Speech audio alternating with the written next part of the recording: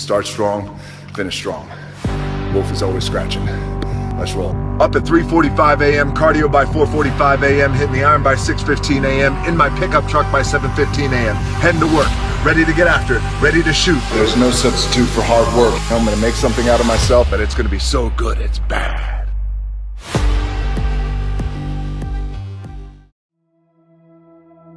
Instead of telling you what I think you should be doing, or how you could be better, or I thought, well, let me just speak from the heart, speak from my gut, and really not have anything prepared, but just tell you what's worked for me. And maybe some of the stuff that's worked for me might work for you now, currently, presently, as you guys have your goals and ambitions, but then further on down the line, as you guys continue to live your life. This idea and this notion that you could be anything you want, you can accomplish anything you want, right? We hear that. You've heard that from the time you were little boys. You hear that now. You're already incredibly accomplished. You guys know that. The thing that has worked for me is to remember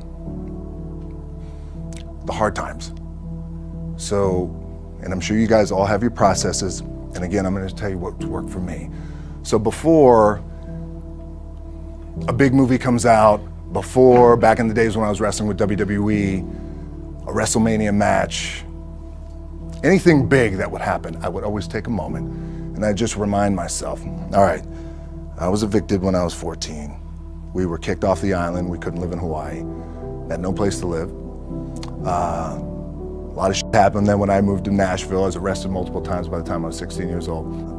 I would remember that, and it allows me then to be present in the moment and understand, holy shit, the stuff I have around me right now, this is the shit that I dreamed of when I was a kid.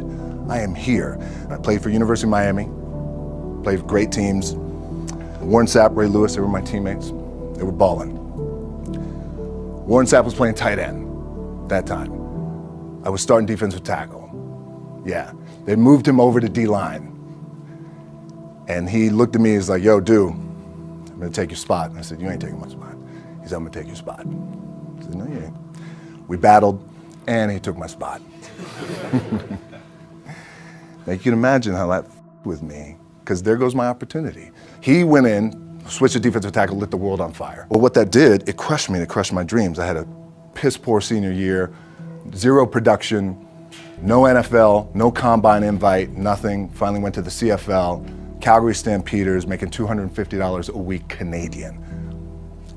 Now I had to send that home to my wife at that time. Had no money. So I remember that. When I got cut from Canada, my dad in his pickup truck came down 4 o'clock in the morning, picked me up in Miami from Tampa. We lived in a little apartment in Tampa. He drove down in his little pickup truck to Miami to get me when I was cut from the CFL. And I thought, well, I leave home like you guys left home. I'm ready to tackle the world, to get after it, achieve my dreams and goals. Crushed by 22, 23 years old. Now I gotta move back in with my mom and dad. I played on great teams though. Wait a second, this is not supposed to be my future.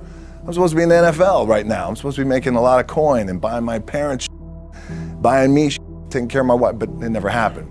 So I pulled out my wallet, I thought, well, let me see how much money I have. I opened it up, I had a 5, a 1, and change. Well, at least I rounded up to $7. But I thought, God, ain't this a bitch? I got $7 in my pocket. Where the f do I go now? What do I do? I can't go back to CFL. The point comes where you hear that voice, the big run's over. Like, you're done, right? So I heard that voice. So as Coach was saying, man, I hold on to that. I'm telling you, I keep my back is up against this mother. We laugh, we joke, we have a good time, but my back is still up against this mother. I do not forget it. What this also helps me do, and again, it works for me, is at some point, you gotta be tired of not being number one. You have to be, and you gotta play angry, and I play angry. Now, I'm cool and calm with my approach, and when I step out on my field, which is a set, or, you know, like, there's some, and you're always gonna have haters, and haters are like, well, God damn, man, how many movies are you gonna make, or how much shit are you gonna do? Like, you do a lot of shit. I say, yes, it's my ambition. Of course, why not? I could do it, yeah. I love what I do. And not only that, but in what world do we not work every day? my back is up against this thing, you know, and I started to play angry, by the way, and I still play angry. My last match, Brock Lesnar, transitioned, and I realized if I had to be great at something, I wanted to be great in this world of Hollywood and movie making and producing and entertainment, I had to commit, and like you guys have to commit. Obviously, you commit to something, commit to the goal. So I quietly retired. 2 years later, I thought, what did I do with my career? Because my movies were not doing well. I was written off. I was like, it was around 2006, 2007. I was like, I left, I pulled a Jim Brown. I left when I was on top, like #1 in the wrestling business, and I left. It was a ballsy, gutsy, some call it stupid move, but I had to commit and I had to follow what was in my gut. What helps me is to keep the hard times in the front of my mind, because it allows me to go into these big moments that I've worked my ass off, and you guys have worked your ass off. It allows me to go into these big moments with a different perspective. What it also does for me, and again, this is what works for me. Like, my back is up against this mother. Every day, it's against this wall. But it's up against this mother, because it's what I believe in. And when my back is against this mother, then there's nowhere to go. But that way. That's it. Doesn't mean you don't smile. Doesn't mean you don't laugh and joke, right? You're happy. I'm a happy guy. But when it comes to business and when it comes to executing, it's up against this. And I got to go that way. And I don't give a fuck who is in front of me. They're not going to stop me. The key for me was, where does it start? What's the anchor? What's the anchor? So I could have all these ambitions, and you guys have all these ambitions, which is great. It's important. I'll play this role, you'll play that role. I'll execute this thing, and it'll come out this summer. You guys will execute this thing during the summer, right, when it's time to really put in a lot more work. But the key with me is just always finding what the anchor is. And the anchor is getting up at 4 o'clock in the morning every day before anybody else and grounding my thought process is in the no one will outwork me. No one. I love and I respect you guys. You motherfucker won't outwork me. All starts with this. 2 hands, putting it to work.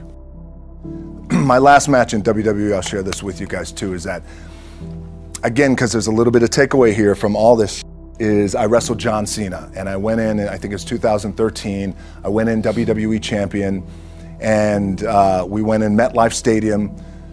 We had a record-breaking attendance, which was amazing that night. We accomplished our goal. So I wrestled with John Cena. We had 45 minutes planned for the match. It's nonstop go, right? So your conditioning is tested. And at that time, I wasn't full-time in WWE. I was just doing these spot matches where I was still shooting G.I. Joe, I think, or Pain and Gain at that time. Or, it was Fast and Furious 6 in London. Had to travel in the ring, get all my ring work in, travel back to shoot Fast and Furious, then back, WWE Raw, doing those shows. The big build-up to WrestleMania against John. We get to MetLife Stadium. It's a big night. This is it. It's game night, right? It's championship night for me. 45-minute match planned out. There's no cut. There's no, all right, well, let's pick it back up tomorrow. You know, it's go time. It's just like you guys in a game. At the 15-minute mark, bang! I feel something pop. I'm like, boom! What the f? I'm laying there, and both of us are out. I said, oh, fuck, something's going on. And I stick my hand, that was 85,000 people, right? And we're just laid out like this. I kind of roll over, I stick my hand down in my trunk just to see, I want to make sure that there was no bone sticking out. So if there's no bone sticking out, what the f? Something just happened. Referee comes over and he's like, Rock, you all right? And I'm like, yeah, I think I'm all right. I said, I get up, I go to step, and I can't step. I can't do this. I have to use my leg like momentum. I gotta do that. So now in that moment, and you guys are gonna have these moments, you probably already had them already, where you're in the game and you're in the thick of things, and you gotta make a decision. What I gotta do? I'm gonna stay in the game, committed to the team, I committed to my team, the whole entire roster, right? So I could tell the ref says, are you okay? And I have one moment. In this moment, it was a defining moment. I could either tell him, no, I'm done. He'd give the signal, match is over. Or, let's keep going. We have this decision. And I said, no, let's keep going. I said, how much time is left? He's like, 32 minutes. I'm like, okay. Rest of the whole match, couldn't move, doing everything like this. I'm getting scared because I'm thinking, man, well, what happens if I pinch something or something like, you know, I don't know, your mind starts fucking with you in the moment. There's 85,000 people, your adrenaline's rushing. Thinking, man, what happens if I'm gonna lose my leg or some shit like this, if I've just done something to my artery?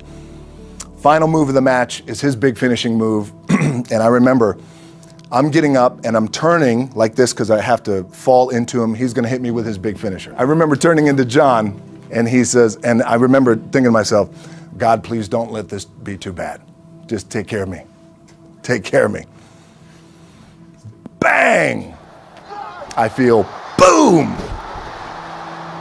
Now I don't know what just happened. Now luckily the match is over. He pins me, 1, 2, 3. Comes in the back, I get to the back, I can't move. Now I'm getting a little nervous. Get on a jet, rushed home to my doctor's down in Florida, and get an MRI, find out that I have completely torn my adductor, the top of my adductor and my top of my quad off my pelvis. What I was proud of was to walk out on my own, but not only that, but in this moment where the odds are against you, people are watching, your team's depending on you, you either say, I'm done, or this whatever the is going on, it's temporary, and it may fuck me up at some point down the road. But I'm not gonna let this opportunity go by without giving it my all.